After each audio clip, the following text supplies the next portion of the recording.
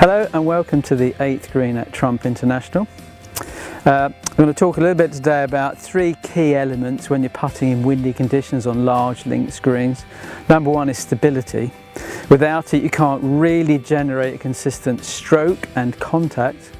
Second thing we're talking about is the rhythm of the stroke and how the wind can affect that.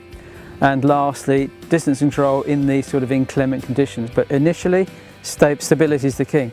So if this were my normal setup, for example, ball inside the left heel, little bit of weight to the left, comfortably balanced, I'm going to want to be more stable than that. So I'm going to go a little wider and keep the ball position of the left heel for me, and I'm going to get a little more weight to the left side, and it typically locks me up.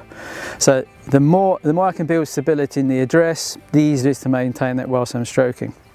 So a good idea to check stability, and we like checks and measures of this stuff, is to take one of your alignment sticks and you pop it through the belt buckles, belt loops of the trousers.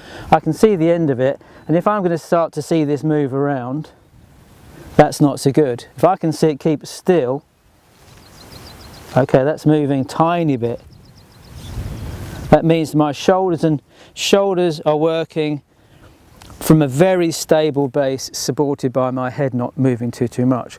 And that's a really good guide to lock everything down. So I've got the wider stance, the weight's a little more left.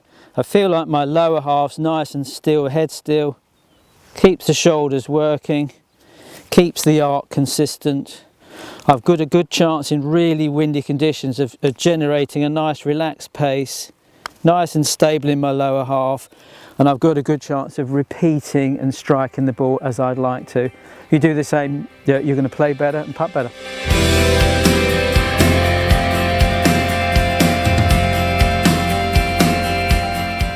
Okay, so the next thing to talk about is the rhythm of the stroke. So number one, you've got to be able to identify your normal rhythm.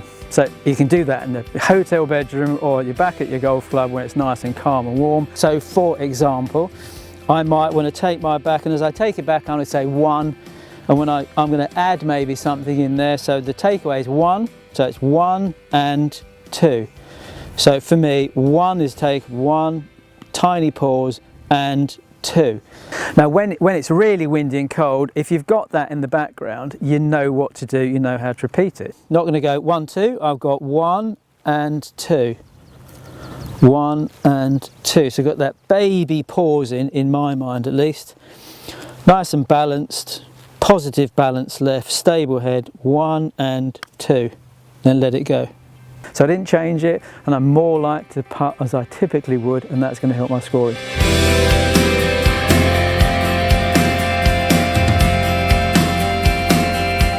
Links greens tend to be quite large, and there's no exception here at Trump International. So very straightforward drill. We've got 3 T-pegs at the back of the hole. They're actually the length of my putter, 33 inches. And I've got 6 balls here, as you can see. And that's 5 paces, 7, 9, 11, out to 15 paces. So I've pretty much got 15 to 45 feet. The goal is to see how many balls I can get into that gap, either in the hole, past the hole, but not past the T-pegs. And you can score this if you want. You can give yourself 3 points for holding out, 1 for getting it in the gap, -1 if you're short, -1 if you're long past the tees. The one thing that's really nice about this drill is it teaches you to not leave anything short, he said, hopefully. Okay, that's got me a point, which is nice. Now I've got to make a relatively quick adjustment, adding tiny bits of speed in this process. Does it feel the same? Has that gone? Not too bad. Still in there. And so if I was to get 4 in there on a green I'm not familiar with, I'd be pretty happy. 6 would be crazy. 4, quite happy.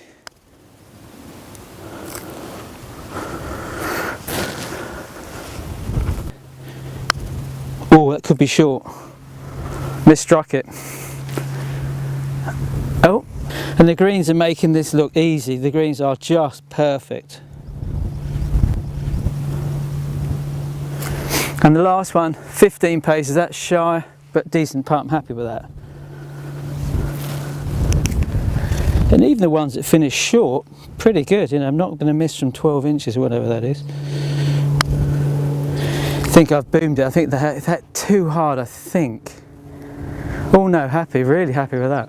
So remember, if you're finding downhill putts difficult, use it downhill. Uphill putts, use it uphill. And you'll find, you know, scoring gets stabilised. Yeah, you enjoy yourself more and you're going to putt better, lower scores.